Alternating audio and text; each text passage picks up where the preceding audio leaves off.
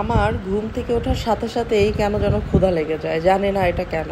তো ঘুম থেকে উঠে ব্রাশ করার পরে আমার নাস্তা চাই, তো তাড়াতাড়ি ঝটপট চলে আসলাম পরোটা ভাজতে। নিজেও খাবো, হাজব্যান্ডকেও নাস্তা দিব, হাজব্যান্ড খেয়ে অফিসে চলে যাবে, সাথে আমিও একটু বের হব। তো এই যে একটু বের হইলাম, ঢাকা আসার পরে আজকেই বের হচ্ছি। এতদিন আসলে এই 2 দিন বের হই নাই, তো আজকেও বের হওয়া হইতো না। এখন এখন মিরাকেলি একটু ব্যাংকে যেতে হচ্ছে।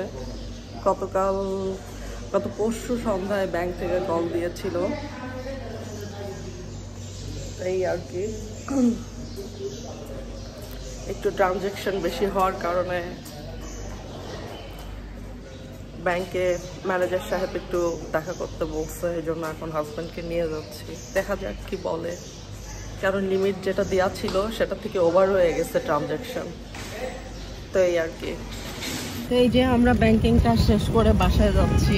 এই যে আমার বন্ধু, সে হ্যালো হ্যালো হ্যালো বলি তো আমার হ্যালো। দুধ পাখি তাইটা, ওরে বাবাই ওরে বাবাই। কোথায় গেছিলাম বলো তো? এই যে এখন বাসায় যাচ্ছি, আমাদের কাজ শেষ, একটু টুকটাক বাজার করব। আমার হাজব্যান্ড নামিয়ে দিয়ে গিয়েছিল, অফিসে চলে গেছে। এখন আমরা মা মেয়ে বাসায় যাচ্ছি।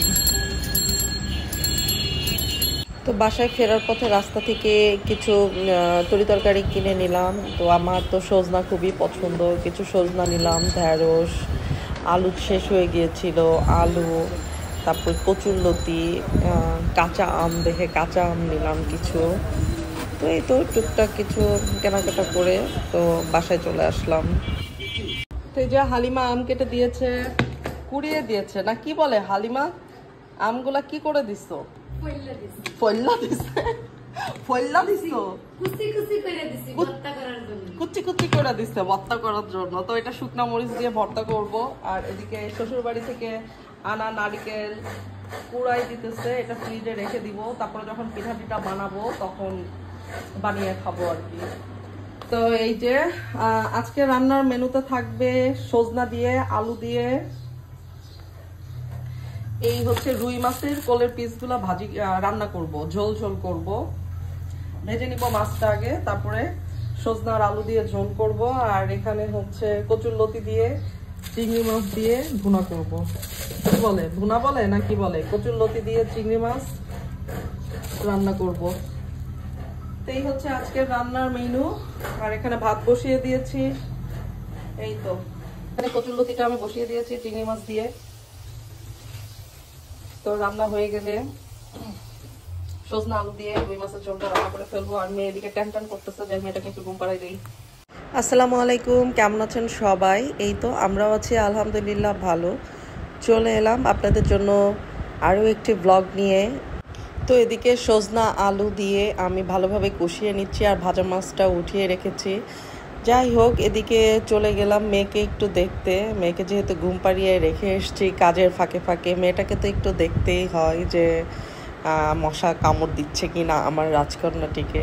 এই যে গরম পড়েছে, গরমে তো একদম অবস্থা কাহিল। আর যেহেতু ঠান্ডা লেগেছে, এসিও ছাড়ি না, কারণ ঠান্ডা একদম বুকে বসে যেতে পারে, সেই জন্য।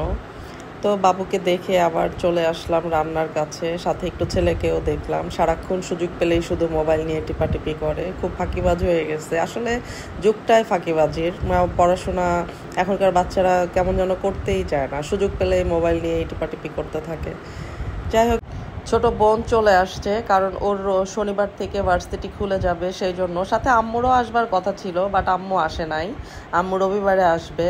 আর আমার জন্য দুধ সেমাই পাঠিয়ে দিয়েছে। আমি এরকম পাতলা দুধ সেমাইটা প্রচণ্ড পছন্দ করি, মানে অনেকে লাচ্ছা সেমাই পছন্দ, বাট কেন যেন আমার এই দুধ সেমাইটাই খুব ভালো লাগে। পাকিস্তানি সেমাই যেটাকে বলে, চিকন সেমাই অনেকে বলে। তো যাই হোক, এই সেমাইটা আমার আব্বুরও অনেক পছন্দ ছিল। তো আমি এখন আম ভর্তা করব। আম এখানে কুচি করে নিয়েছি, হালিমা করে দিয়ে গেছে, আমি করি নাই। আর এখানে পরিমাণ মতো লবণ নিয়েছি, বেশি করে একটু চিনি নিয়েছি, কারণ যদি আমটা টক হয়, যদিও খেয়ে দেখি না এখনো আম টক কি মিষ্টি। আর এখন এখানে দুটো শুকনো মরিচ দিয়ে চটকিয়ে নিব। আর এই যে হচ্ছে কাসুন্দি, এই কাসুন্দিটা কলকাতা থেকে নিয়ে আসছিলাম, তো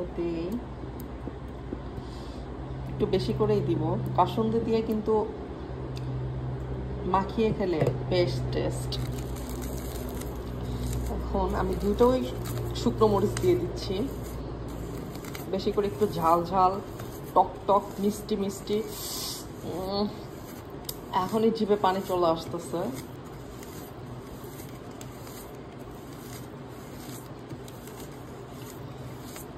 এখন এই চিনিগুলো দিয়েও মাখাই নিব।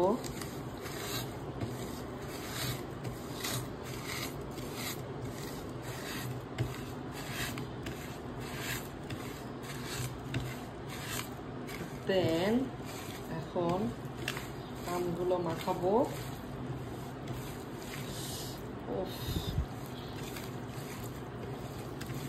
এই গরমে আমের জুস, কাঁচা আমের জুস আর আম মাখানো খেলে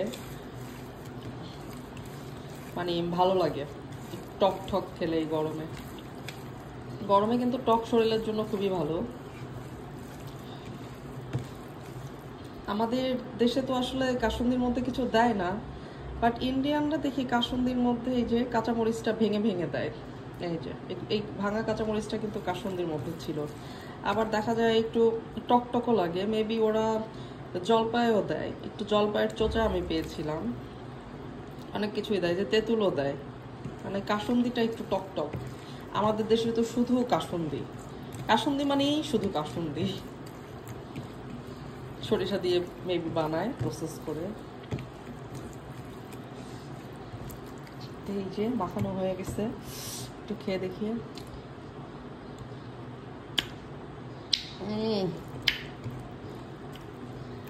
অসম্ভব মজা হয়েছে, আর প্রচুর ঝাল হয়েছে, একদম ফাটানো ঝাল।